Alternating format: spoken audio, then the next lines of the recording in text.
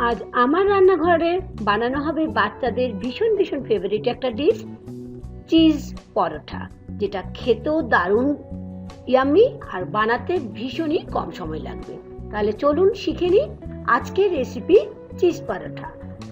আটা প্রথমেই আমাকে মেখে নিতে হবে, সেজন্য আমি আটা মেখে নিয়েছি 2 কাপ আটা, তার সঙ্গে অল্প লবণ আর 1 চামচ সাদা তেল দিই। যেমন করে আমরা রুটি বা পরোটার আটা মাখি বন্ধুরা, ঠিক সেরকমভাবে, একদম নরমও হবে না বা খুব শক্তও হবে না।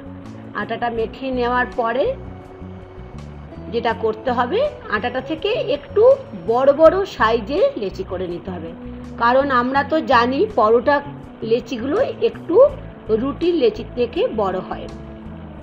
আজকের রেসিপি বাচ্চাদের ভীষণই, এটা একটা ফেভারিট রেসিপি, কারণ বাচ্চারা চিজ খেতে খুবই ভালোবাসে।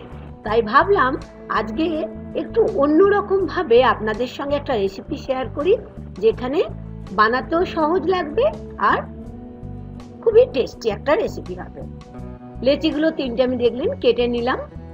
একটু আটা নিয়ে যেমন করে আমরা রুটি বেলি, ঠিক সেরকম ভাবেই বেলতে হবে, একটু বড় করে, তবে একটু মোটা করতে হবে। এখানে নিয়ে নিয়েছি আমি চিজের স্লাইস। এই চিজ স্লাইস আপনাদের বাড়িতে সকলেরই থাকে আমি জানি, কারণ বাচ্চাদের টিফিন বক্সে তো দিয়েই থাকে। তাই চিজ স্লাইস নিয়ে নিলাম, যে কোনো কোম্পানির, মানে যে কোনো ব্র্যান্ডেরই নিতে পারেন। চিজ স্লাইসটা ঠিক দেখুন, রুটির যে রুটিটার মতো বেলেছি তার মাঝখানে নিয়ে নিচ্ছি অরিগ্যানো, ছোট চামচের 1/2 চামচ অরিগ্যানো আপনাদের বাড়িতে থাকে আমি জানি। আর তার সাথে নিয়ে নিচ্ছি চিলি ফ্লেক্স 1/2 চামচ, কারণ বাড়িতে তো পিজা আসেই, তো পিজার থেকেই আমার অরিগ্যানো আর চিলি ফ্লেক্স বাড়িতে ছিল। আর দেখুন আমি কিভাবে ভাঁজ করছি, মাঝখানে রেখে দুটো সাইড প্রথমে ভাঁজ করে দিলাম, তারপরে অপোজিট সাইড দুটো ঠিক এরকম ভাবে ভাঁজ করে আমাদের একদম সুন্দর করে একটার উপরে দেখুন একটা এরকম লাগিয়ে দিতে হবে, কোনো যেন ফাঁকা না থাকে। এখন এটা উল্টে দিলাম, উল্টে এর মধ্যে ছড়িয়ে নিচ্ছি খুব অল্প পরিমাণে আটা। আর আজকের রেসিপিটা আমরা আটা দিয়ে বানাচ্ছি বলে এটা খুবই হেলদি, চিজও বাচ্চাদের জন্য এবং সকলের জন্য হেলদি, আর আটা তো হেলদি একটা।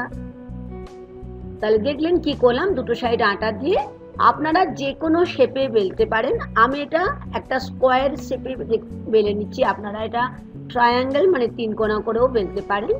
বেলা হয়ে গেল, আমি একটা পরোটা বেলে দেখিয়ে দিলাম। এখন গ্যাস ওভেনের পাশে এসে গ্যাস ওভেনটা জ্বালিয়ে তাওয়াটাকে বেশ ভালো করে আমাদের গরম করে নিতে হবে, এবং গরম করে যা হয়ে যাওয়ার পরে আমি একটা পরোটা দিয়ে দিলাম। যখন আমরা পরোটাটা দেব, ফ্লেমটা আমাদের মিডিয়ামে রাখতে হবে। দেখছেন আস্তে আস্তে কি সুন্দর ওপর দিকে ফুলে উঠেছে, পুরো পাঁচ পালিশের মতো, তাই না? একটা সাইড হলে আমি আর একটা সাইড ঠিক এরকম ভাবে উল্টে নিলাম। একটু সাইডগুলো খুন্তি করে একটু করে যত দেখবেন চেপে দেবেন, তত দেখবেন পরোটার একদম দুখোল হয়ে ফুলে উঠবে। কি দেখে মনে হচ্ছে না খুব সহজ রেসিপি? হ্যাঁ, ফুলে যখন দেখবেন দুটো সাইড উঠেছে, তখন অল্প করে সাদা তেল আমি দিয়ে দিচ্ছি।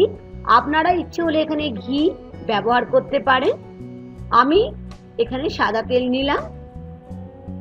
দেখুন তেল দেওয়ার পরে একটু হালকা হালকা করে কর্নারগুলো চেপে দিলে এটা দেখবেন আরো ফুলে উঠছে। অবশ্যই এই সময় ফ্লেমটাকে আমাদের লো টু মিডিয়ামে রাখতে হবে, কখনোই হাই ফ্লেমে রাখা চলবে না। একটা সাইড গোল্ডেন ব্রাউন হয়ে যাওয়ার পরে আমি আর একটা সাইড উল্টে দিলাম, তারপরে উপর থেকে আবার 1/2 চামচ তেল দিয়ে দিচ্ছি। তেল দেওয়ার পরে একইভাবে একটু হালকা হালকা করে আমি চেপে চেপে পরোটাটাকে দুটো পিঠ ব্রাউন হওয়া না পর্যন্ত আমরা কিন্তু ভেজে নেব। তৈরি হয়ে গেল জিভে জল আনা বাচ্চাদের ইয়াম্মি চিজি পরোটা, যেটা বানানো খুব সহজ আর সময় ভীষণ ভীষণ কম লাগে। আমি আর একটা দেখিয়ে দিচ্ছি। রুটিটা বেলে নিলাম, তারপরে একটা চিজ স্লাইস দেখুন ঠিক মাঝখানে দিলাম।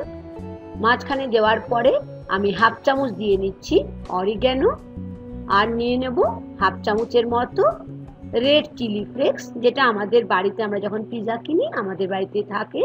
না থাকলেও আপনারা যে কোনো ডিপার্টমেন্টাল স্টোরে পেয়ে যাবেন। ঠিক এরকম ভাবে দেখুন দুটো সাইড আমি যেমন করে আমরা এনভেলাপ এর মতো করে দেখুন এরকম ভাবে ভাঁজ করে দিচ্ছি। এটাকে আপনারা চিজ পরোটা বলতে পারেন বা লিফাফা চিজ পরোটাও বলতে পারেন। দুটো সাইড খুব ভালো করে আমাদের ভাঁজ করতে হবে। তারপরে খুব কম পরিমাণে আটার গুঁড়ো দুটো সাইডেই কিন্তু আমি এরকম ভাবে লাগিয়ে নিচ্ছি। তারপর হাত দিয়ে একটু চেপে চেপে দেখুন ফ্ল্যাট করে নিলাম। এখন হালকা হাতে আমি এটাকে বেলে নেব। কেমন লাগলো আজকের চটজলদি একটা ভীষণই টেস্টি বাচ্চাদের টিফিন বক্সে দেওয়া রেসিপি? হ্যাঁ, আমি জানি আপনাদের খুবই ভালো লেগেছে, কারণ এটার জন্য আগে থেকে কোনো প্রিপারেশনের দরকার নেই। ঠিক দেখে নিন, এরকম ভাবে আবার তাওয়াটা গরম হয়ে যাওয়ার পরে পরোটাটা দিয়ে দিলাম। ফ্লেমটা এখন মিডিয়াম ফ্লেমে রাখবো। একটা সাইড যখন দেখবেন ওপর দিকে ফুলে উঠছে তখনই বুঝবেন আর একটা সাইড হয়ে গেছে, তখন আর একটা সাইড আমাদের উল্টে দিতে হবে। দেখেই বুঝতে পারছেন একটু একটু ব্রাউন হয়ে গেছে। আর আমরা ঠিক এরকম এরকম করে অল্প অল্প করে চেপে দেবো, তাহলে দেখছেন কি সুন্দর ফুলে উঠেছে। অবশ্যই বানাবেন আর আমাকে বানিয়ে লিখতে ভুলবেন না বাচ্চাদের কতটা আনন্দ হলো খেয়ে। না আপনারা তাড়াতাড়ি একটা চটজলদি রেসিপি শিখে আপনাদের কতটা আনন্দ হলো। আমি আপনাদের উত্তরের আশায় রইলাম। আর ঠিক এরকম ভাবে একটা সাইড হয়ে যাওয়ার পরে আবার একটা সাইড উল্টে আমি হাফ চামচের মতো তেল দিয়ে দিলাম। ঘিও ব্যবহার করতে পারেন। আশা করি আজকের ইয়াম্মি চটজলদি চিজি পরোটা আপনাদের ভীষণই ভালো লেগেছে।